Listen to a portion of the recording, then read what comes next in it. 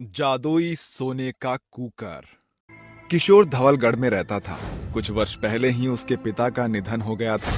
ऐसे में परिवार का पेट पालने की जिम्मेदारी किशोर के कंधों पर आ चुकी थी।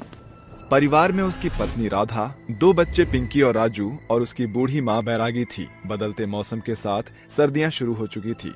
सांझ की बेला बीत चुकी थी। सर्द लहरों से लड़ता हुआ किशोर घर आता है। उसके हाथ पांव ठंड से ठिठुर रहे थे। माँ देखो, बाबूजी आ आ गए। अजी आप आ गए। माँ जी की तबीयत बहुत ज्यादा बिगड़ गई है। दवा खाने जाकर कुछ दवाई ले आइए। बिना दाम के कौन देगा मुझे दवाइयाँ? राधा, कैसा बेबस बेटा हूँ मैं।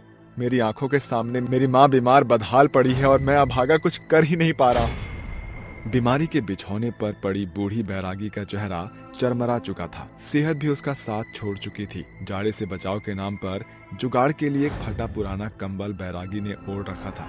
बावजूद इसके ठंड कंबल के छेद से आर पार हो रही थी। ठंड से ठिठुरती हुई बैरागी अपने बेटे और बहू को बुलाती है। किशोर मेरे लाल, अपनी माँ के पास आ। किशोर अपनी माँ के करीब आकर उसके सर को सहलाते हुए कहता है, मैं जानता हूँ माँ, तुम्हें तकलीफ हो रही है। बहुत जल्द मैं सब कुछ ठीक कर दूंगा। ये बातें बेफिजूल है बेटा। तेरे बाबूजी मुझे बुला रहे हैं। मेरा दाना पानी आज तक ही था। मेरे पास ज्यादा समय नहीं, इसलिए मेरी बात गौर से सुन। रसोई घर के सबसे ऊपरी दराज में एक कुकर है जो मेरे जाने के बाद तुम्हारे काम आएगा। जब भी तुम उस कुकर को चूल्हे पर चढ़ाकर ये मंत्र कहोगे, ए मेरे जादुई कुकर, कहता हूँ तुझे छूकर, प्रकट कर अपना जादू, मेरा मन पसंद खाना देकर, तो तुम्हारी मांग की पूर्ति हो जाएगी। जादुई कुकर का जिक्र करके बैरागी दुखदाई दुनिया से सदा के लिए आंखें मूंद लेती है। उस रात किशोर के घर में रोना पीटना लगा होता है। 2 दिन गुजर जाते हैं। इस बीच किशोर और राधा जादुई कुकर की बात को बिसार देते हैं और पौ फटते ही किशोर ठंड के कड़कड़े कोहरे में भट्टी पर आता है। लगता है आज मैं ही भोर को भट्टी पर चला आया, तभी कोई जन दिखाई नहीं दे रहा। इस पर भट्टी का मालिक रतनलाल कहता है, किशोर, तू क्या करने आया है? अब सर्दियां बीतने के बाद ही भट्टी पर काम दोबारा शुरू होगा। तुम्हें खबर नहीं मिली थी क्या? ठीक है रतनलाल जी, कोई और काम हो तो बताना। किशोर हताश होकर घर लौटता है। क्या हुआ जी? इतने भोर सवेरे घर क्यों लौट आए? रतनलाल ने जाड़े के कोहराम के कारण सर्दियां बीतने तक भट्टी का काम बंद कर दिया है। समझ में नहीं आ रहा है अब मैं अपने बच्चों की पेट की आग कैसे बुझाऊंगा। उस भट्टी की 4 पैसे की कमाई से ही तो मैं अपने बाल बच्चों की और परिवार की भूख मिटाता था। चिंता मत करो, भगवान कोई ना कोई रास्ता जरूर खोलेंगे। उस रात किशोर का परिवार भूखा ही सो जाता है। सवेरे होते ही उसके मासूम बच्चे भूख से मचल कर बोलते हैं, माँ, बाबूजी, मुझे और पिंकी को बहुत जोर की भूख लगी है, कुछ खाने को दो ना। माँ, कुछ रूखा सूखा ही खाने को दे दो। ये सुनकर दोनों दंपति डबडबाई आंखों से अपने बच्चों को देखने लगते हैं और किशोर कहता है, राधा तुम बच्चों का ख्याल रखना, मैं इनके पेट भरने के लिए कुछ लेकर आता हूँ। किशोर माँ अन्नपूर्णा का नाम लेते हुए जाला लेकर नदी की ओर निकल जाता है। भयंकर सर्दी के मारे नदी का पानी बर्फ बन चुका था। हे ईश्वर, नदी का पानी तो बर्फ में बदल गया है। ऐसे में मछली मिलना तो नामुमकिन है। जंगल जाकर देखता हूँ, एक आधा फल तो मिल ही जाएगा। किशोर की आंखों पर उसके नन्हे बच्चों की झलक नाच रही होती है। इस कारण वो ठंड से थरथराता हुआ जंगल आता है, जहाँ उसे पेड़ पर 2 सेब दिखाई देते हैं। वो उन्हें तोड़कर घर की ओर अग्रसर हो जाता है। तभी बीच रास्ते पर उसे एक बेहोश बुढ़िया दिखाई देती है। अरे काकी, क्या हुआ तुम्हें? किशोर के झकझोरने से वो बुढ़िया झुझलाहट के साथ बेहोशी से बाहर आती है। काकी, तुम बेहोश कैसे हो गई थी? हफ्तों की भूखी भिखारन हूँ बेटा। सर्दियों के कारण मंदिर में एक भी श्रद्धालु नहीं आ रहे, इसीलिए भिखारी की दशा तो दुबली होगी ही। अचानक किशोर को उस बुढ़िया के भीतर अपनी माँ की छवि उभरती दिखाई देती है और किशोर ये याद करने लगता है कि कैसे उसकी माँ ने दवाइयों और दाना पानी के अभाव में दम तोड़ा था। ये लो काकी, ये फल तुम रख लो।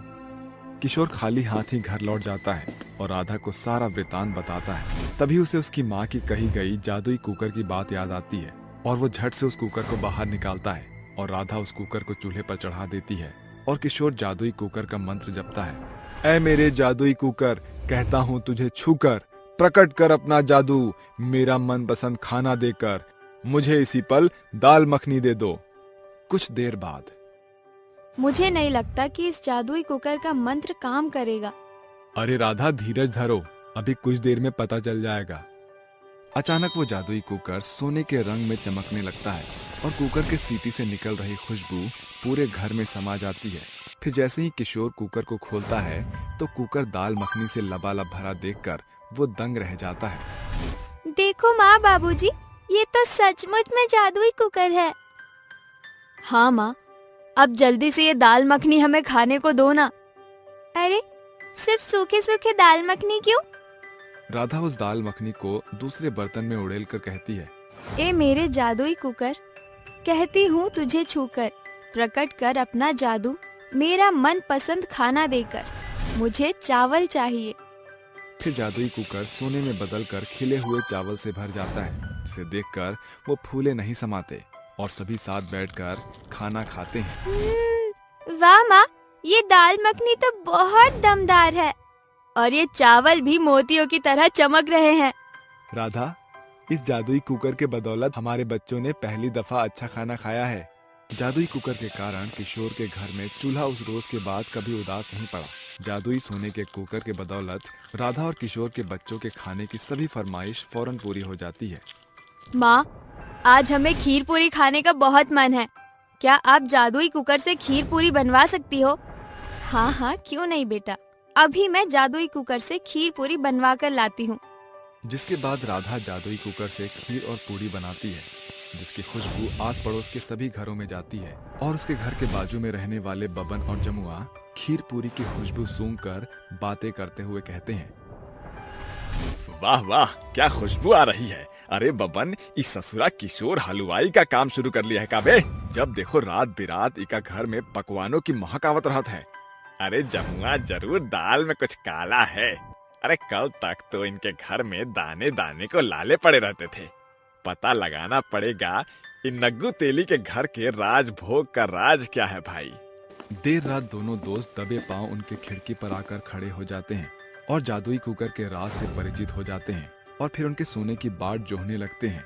जिसके बाद वो उस कुकर को चुरा कर अपने घर ले आकर चूल्हे की आंच पर रखकर वही मंत्र दोहराते हैं। अरे ओ जादुई कुकर, चल जल्दी से हमें चखना मतलब बना हुआ मजेदार मसालेदार मुर्गा दे दे। अरे भाग बुर्बक, अरे ऐसे नहीं कहना है। ऐ मेरे जादुई कुकर, कहता हूँ तुझे छूकर, प्रकट कर अपना जादू, मेरा मन पसंद खाना देकर, जल्दी से मुझे मुर्गा मिल जाए। ऐसा कहकर जैसे ही बबन उस कुकर को छूता है, उसे जोरदार झटका लगता है, जिसके साथ ही कुकर काला होकर जोरों शोरों से सीटी लगाने लगता है। उसकी आवाज सुनकर राधा और किशोर उठकर बोलते हैं, अरे राधा, ये तो हमारे जादुई सोने के कुकर की सीटी की आवाज है। तुमने क्या कुकर चूल्हे पे चढ़ाया है? नहीं जी, मैंने जादुई कुकर चूल्हे पर नहीं चढ़ाया है। ये तो अपने पड़ोस बबन और जमुआ के घर से आवाज आ रही है। कहीं वो लोग हमारे कुकर को चुरा कर तो नहीं ले गए? चलो चलकर देखते हैं। किशोर और राधा जब बबन और जमुआ के घर पहुंचते हैं तो देखते हैं कि उनका जादुई सोने का कुकर पूरा काला हो चुका है और जादुई कुकर की ऐसी हालत देखकर राधा बोलती है, बब्बन जमुआ, तुमने हमारा जादुई कुकर चुराया? अरे जादुई कुकर नहीं बल्कि जानलेवा कुकर है। ये ससुरा 440 वोल्ट का झटका दिया है मुझे। दूसरे के चीज को चुराने का यही अंजाम होता है। ये जादुई कुकर स्वार्थ साधने के लिए नहीं, बल्कि भूखों का भूख मिटाने के लिए है। बबन और जमुआ को जादुई कुकर उनके किए की सजा देता है, जिसके बाद राधा और किशोर जादुई कुकर को अपने घर लेकर आते हैं और कुकर पहले के समान हो जाता है, जिससे वो दोनों दंपति गरीब और भूखे लोगों की भूख मिटाया करते हैं।